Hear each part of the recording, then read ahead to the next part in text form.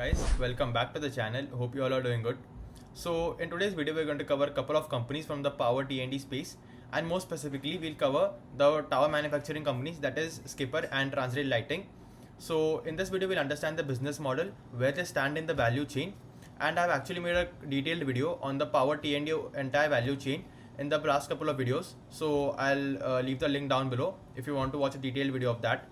Then we'll understand how these companies are kind of different from each other but also similar at the same time. Then we'll look at the financials, we'll look at the income statement, the balance sheets, look at the order book, order inflows from the past couple of quarters, and then we'll also move on to the valuation analysis based on management guidance. What is the valuation looking at from a 1 year forward basis? And then we'll also look at the con call insights of the company. So on that note, let's start the video. So if I have to divide the power T&D sector into parts, I'll divide it into three main parts.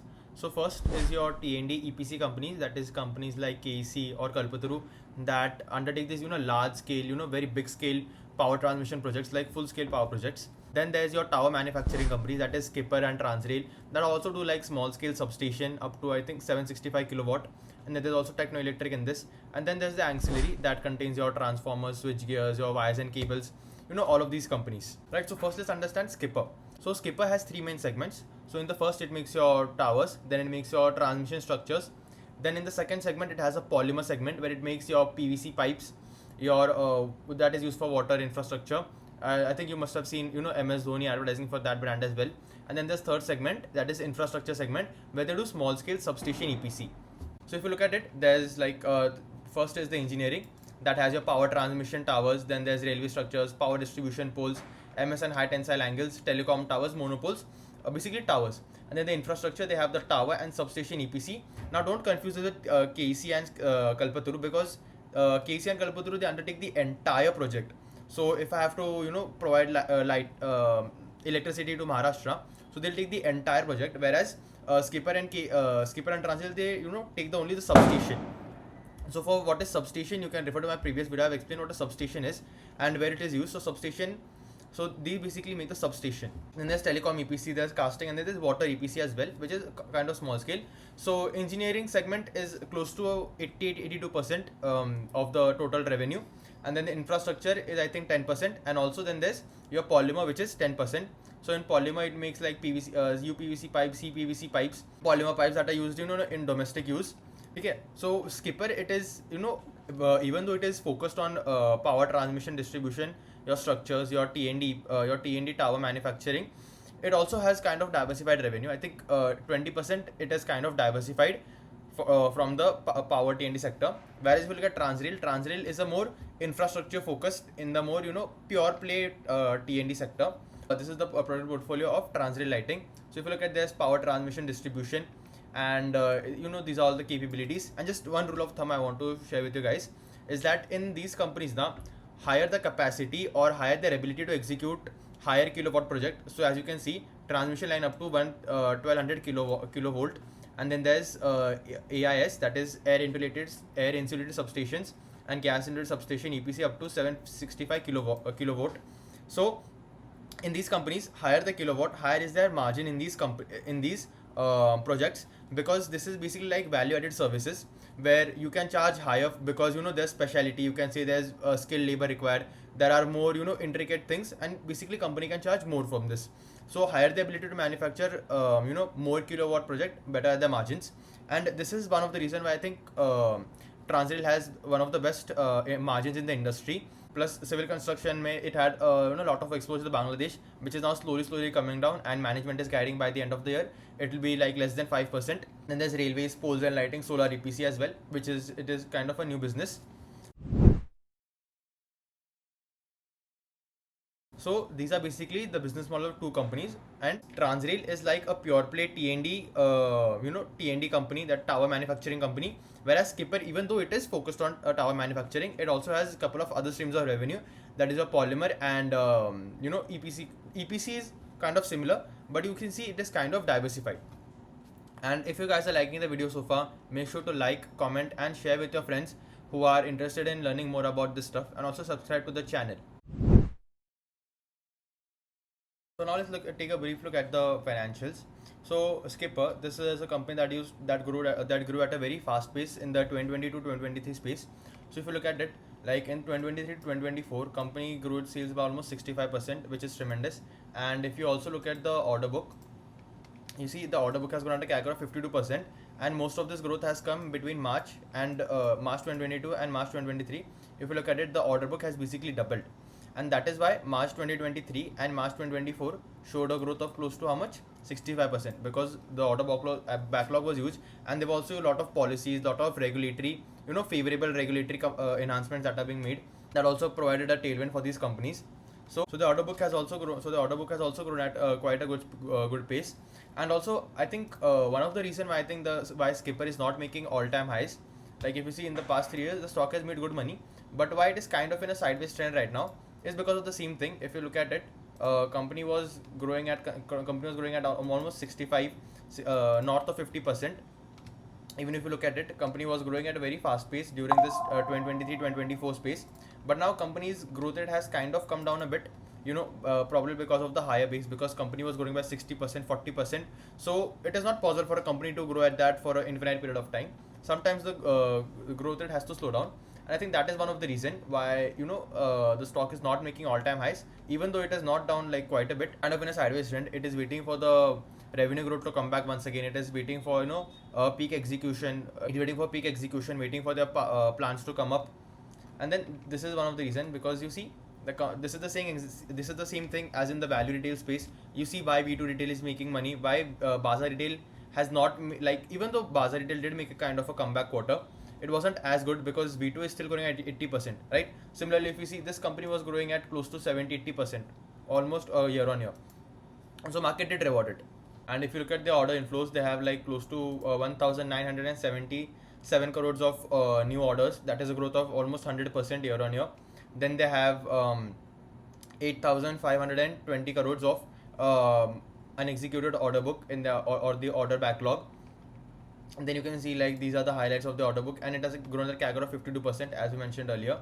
And if you look at this chart right here, you'll understand that most of the projects are domestic, and most of them, and a small portion of them are export. And even though export, it doesn't have a lot of connection to tariffs and all that.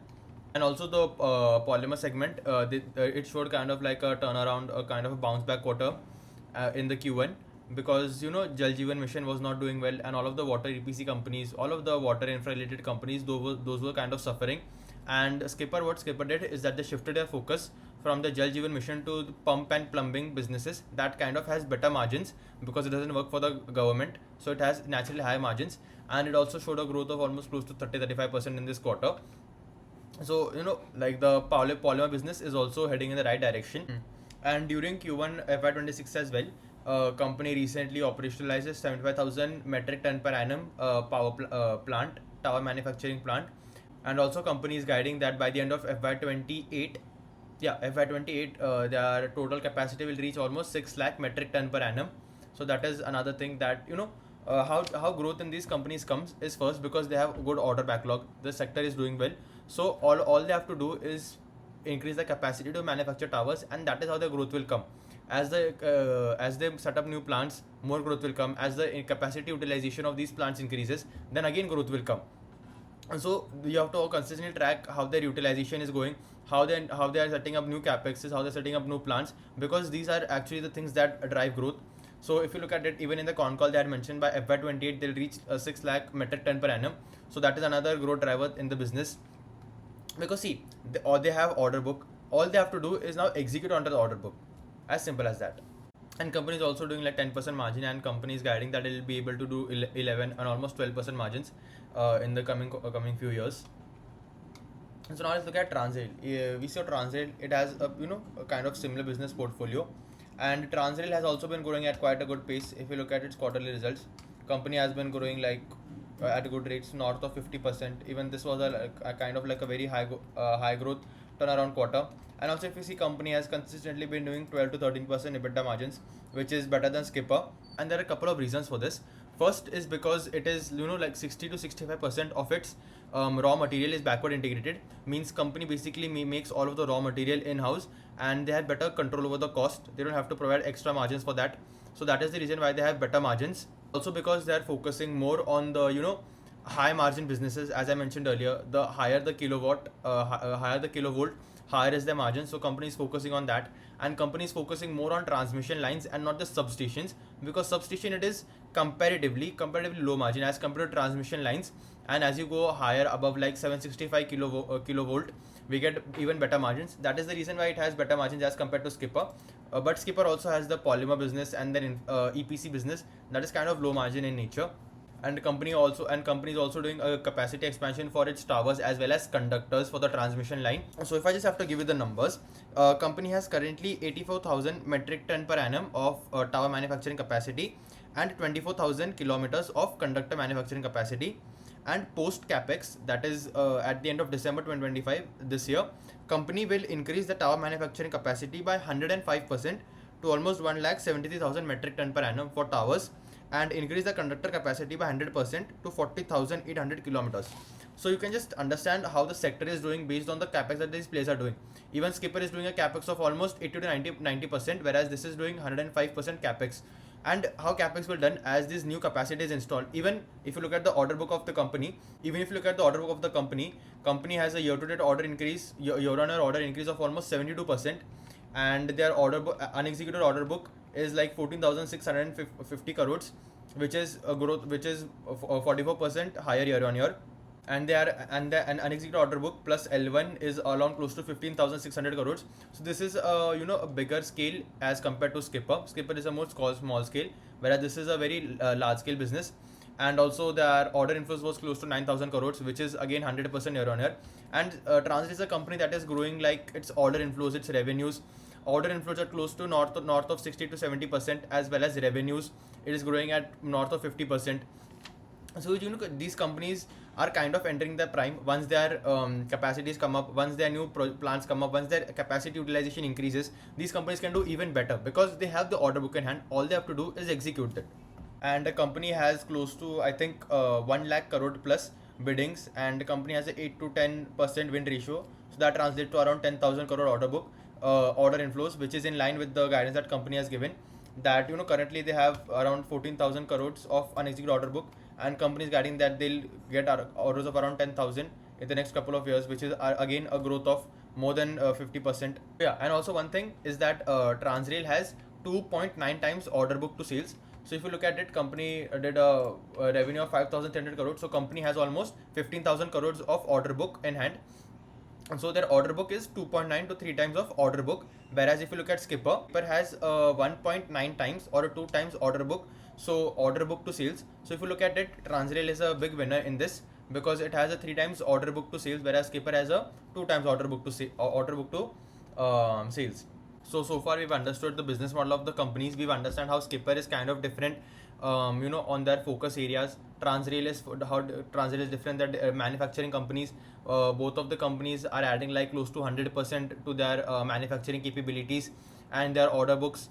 Skipper has been growing order book at close to 80%, and Transrail has been growing order books at almost 105%. And now we'll look at the valuations of the company based on the management guidances.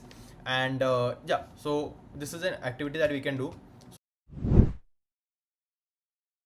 So now we'll do a valuation analysis of the Transrail versus Skipper, and we'll see Transrail management has given guidance of increasing revenues at 25%, and the company is confident of doing EBITDA margins north of 12%, but we'll assume 12% for conservative measures, and we'll assume PAT of 6.2%, which the company is currently doing right now.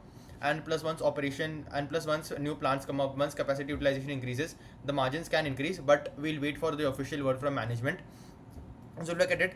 Company has done a revenue of almost 5,300 crores. So if we add 5,308 plus how much, 25%, we get close to 6,635 crores. This is the revenue that a company will do by the end of FY26. So why we look at valuation on a yearly basis is because market is always forward looking. The market does not care how your business did in the past. The market cares about how your business will do in the future. Because whenever we look at P ratio, it is calculated for the earnings on the trailing 12 months, the EPS of the trailing 12 months. The market only cares about the EPS going forward. So there's two ways we can do forward P calculation. First is using the expected EPS, but that is a difficult because you have to assume the assume constant number of shareholders, assume constant number of shares in the market, which is difficult. So what we basically do is that we assume the PAT, we assume PAT margin consistently, or if management is saying that it will grow, we understand the PAT margin. Based on that calculation, we'll understand the PAT, and we'll basically divide the market cap by PAT, because the formula is market cap divided by your PAT going 1 year forward equals 1 year forward P. So if you look at it, company has to do revenue of 6,635 crores in FY26 ending, 6,635 crores of revenue by FY26, and if we assume a 12% margin on this, we'll get close to 796 crores of EBITDA by FY26.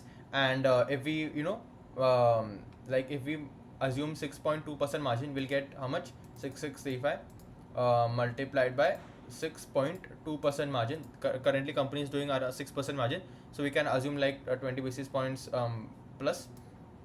So we'll get around close to 411 crores of PAT by FY26. This is based on the management guidance, right? And currently company is trading at a market cap of 9,800 crores. So if we divide 9,800 crores by much 411, we get close to 23 times. So 23.8. So company is trading basically at 24 times forward earnings. So, and I think this is like completely justified. Even if you see the PEG ratio, the company is a 25% growth engine, and forward pay is 23. So I think we get a close to 1 time PEG ratio, and I think this is fairly valued. I think it is kind of undervalued if the pace of growth rate is continuing. I think this can be this is a fairly valued company with good return ratios. And if you look at the ROE as well, company did a ROE of like 20%, nowadays in 21%. Same for Skipper.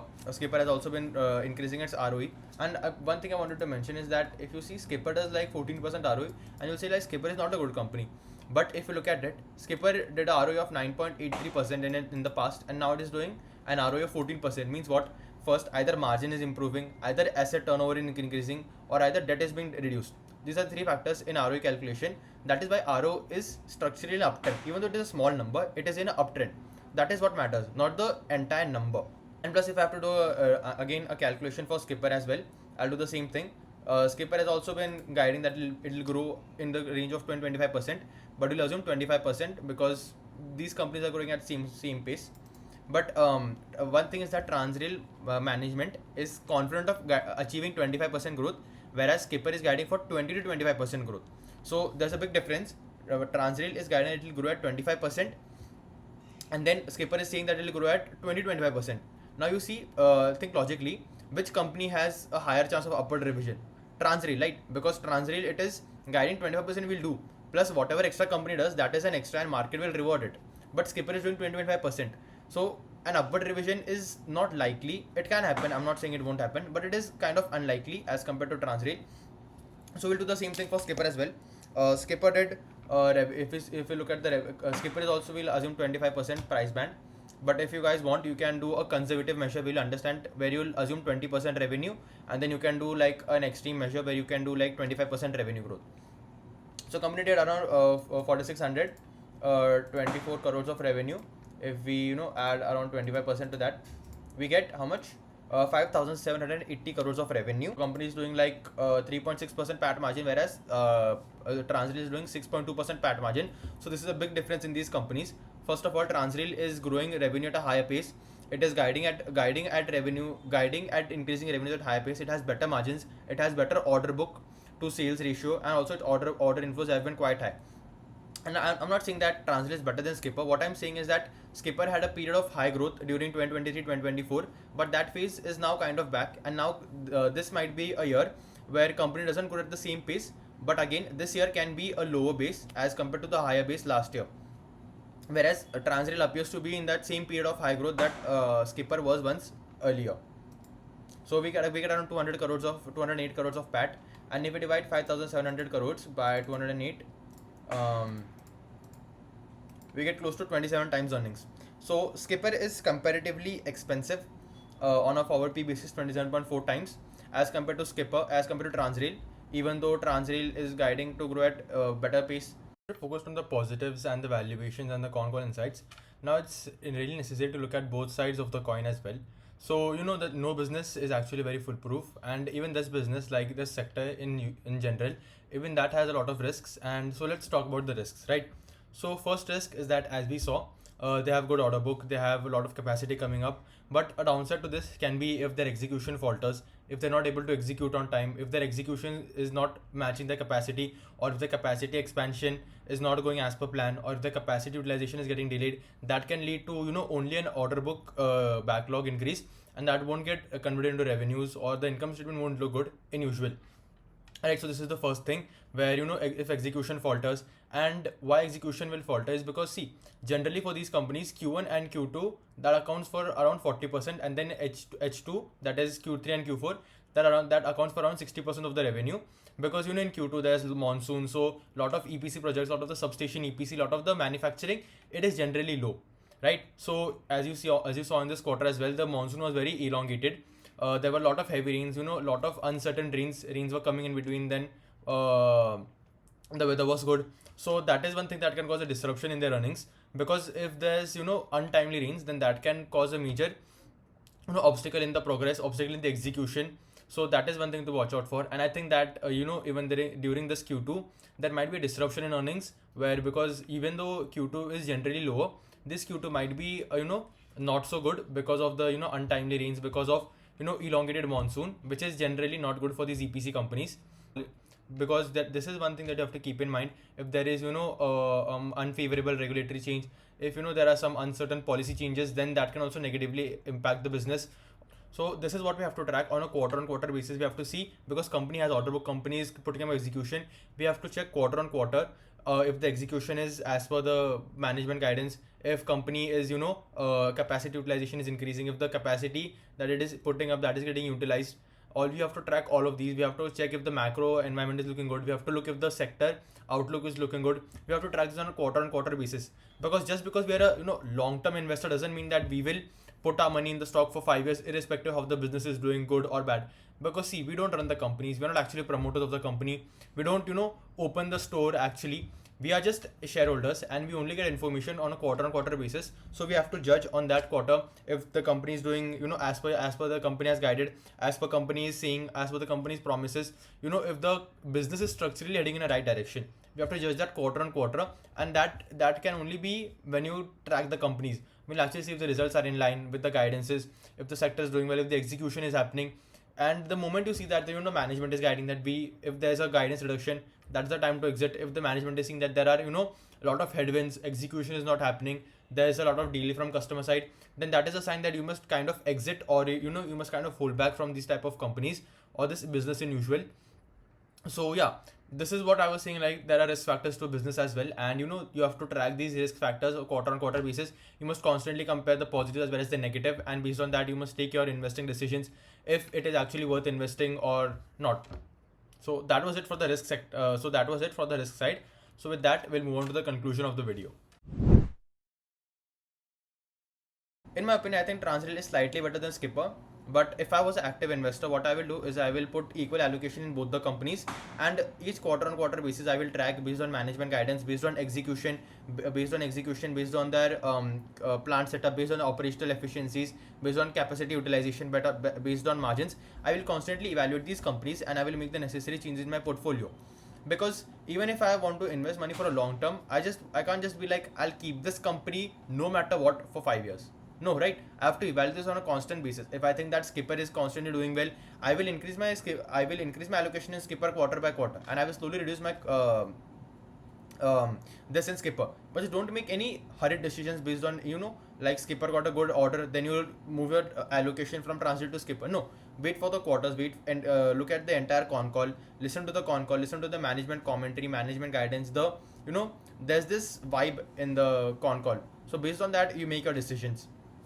And this is just my perspective though. Like I'll give equal like if I have 1 lakh, I'll divide 50,000 in Skipper, 50,000 in Transrail. If Transrail performs better, I'll keep adding like 20,000 to Transrail, and eventually I'll exit Skipper if I think Skipper is not doing well. If I think both of these companies are doing well, I'll still keep them in my portfolio, but I'll give a higher exposure to the company that is performing well. Was it for today's video, guys. I hope you liked the video, and towards the conclusion we'll understand what we learned in this video so far. So first we looked at the two companies, Skipper and Transrail. We look at the different revenue segments of Skipper.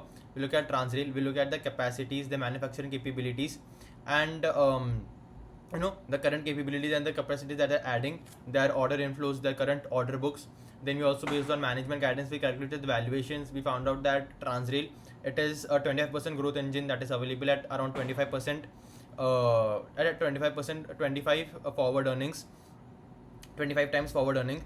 And if you ask me personally, I think that Transrail, it is kind of a better bet between these two. But as I mentioned earlier, I think I'll give equal allocation, and I'll evaluate these companies on a quarterly basis, because Transrail has better margins. It has all companies doing 6.2% PAT margin, whereas Skipper is doing 3.2% PAT margin. So in that is a clear winner. Plus Transrail has a lot of its new capacity coming up, as we mentioned, tower manufacturing as well as conductor manufacturing. Companies expanding, companies basically doubling its capacity. So in that space, I think it is a winner. Plus it has almost close to 3 times order book to sales based on FY25 revenue. That is again a space where Transrail is a big winner. So I think Transrail, it is a better company out of the two. But if I was an investor, I would give better allocation. And this is not a buy or sell recommendation. This is only a video for educational purposes. So with that, I hope you guys liked the video and enjoyed it, found it informative. And if you found it informative, make sure to like, subscribe, and also drop a comment down below as to your views on these companies. With that being said, I'll see you guys in the next one. Thank you.